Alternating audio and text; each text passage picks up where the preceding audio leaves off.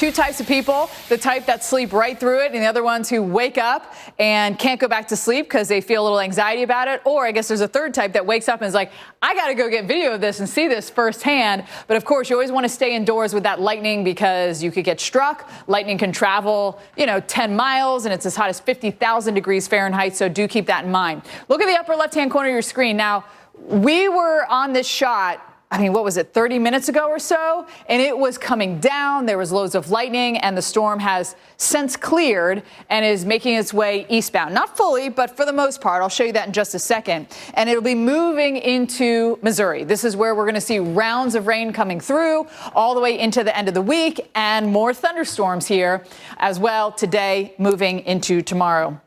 Here is our huge cluster of thunderstorms. You see these little wisps of clouds coming off here. That means you got turbulent weather going on for us. This whole, cluster of thunderstorms, MCS, is heading east. It is tapping into this moisture, and there's loads of moisture for it to enjoy.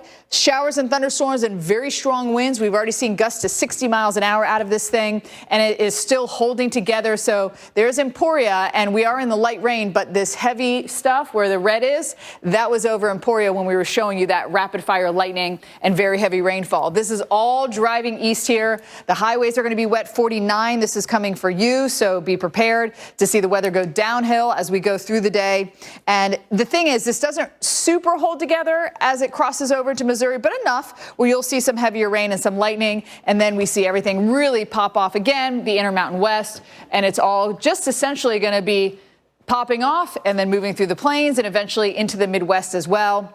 Wednesday, again, 4 p.m. Look what happens. It's more of the same for us. We have energy in the atmosphere, and that is going to push everything eastbound. So into midweek, we have a disturbance. That's what you see in this blue. That's at the mid-levels. If we go down to the surface, we have a synoptic scale system. That's what you call these low pressures and fronts. That's going to tap into moisture in the Midwest and give us not only that chance for thunderstorms for Illinois and really the entire state. Hopefully you're not moving into college. Jordan was telling us last hour that he had a 8-story dorm that had only 2 elevators, so moving in was total chaos. I feel like moving day is chaos no matter how many elevators you have with that many people coming in. There are your showers for our Thursday around the Great Lakes, and then Friday it does start to progress east. But we'll see some rain. We could really use it a little bit west of there. Jordan, flooding will certainly be a possibility here over the rest of the week, just in different areas of the country. The worst part about it was I was on Debbie, because the system's a lot farther away, so you get those swells,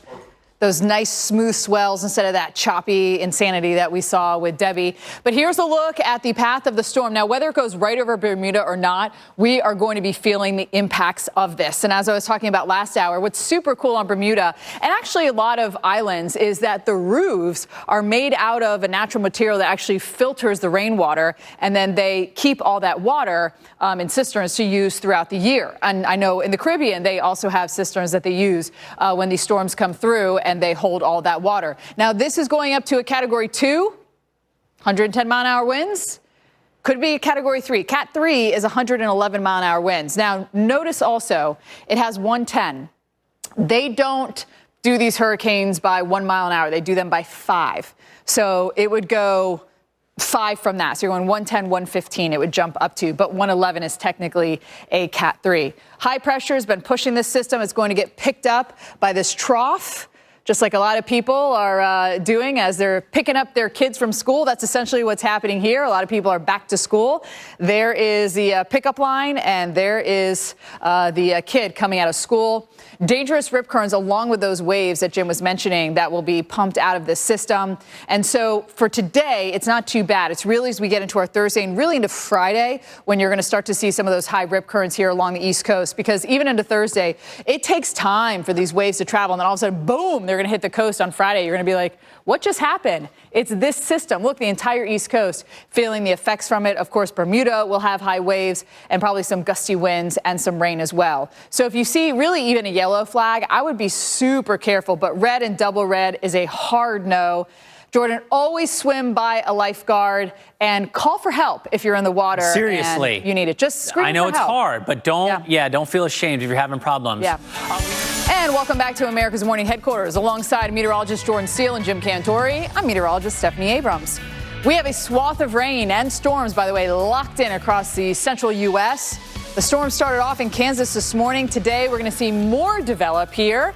As we look west, some of those could turn severe. And then we have Ernesto, if you're just joining us, at the 8 o'clock update. It's strengthened from 40 to 45 miles an hour, and it looks like it'll become a hurricane once it gets north of Puerto Rico and makes its way towards Bermuda. And yes, it'll indirectly impact the East Coast. But first, let's get to these storms with Jordan, because we've had quite the cluster going through Kansas this morning. We really have, and we've been watching this energy.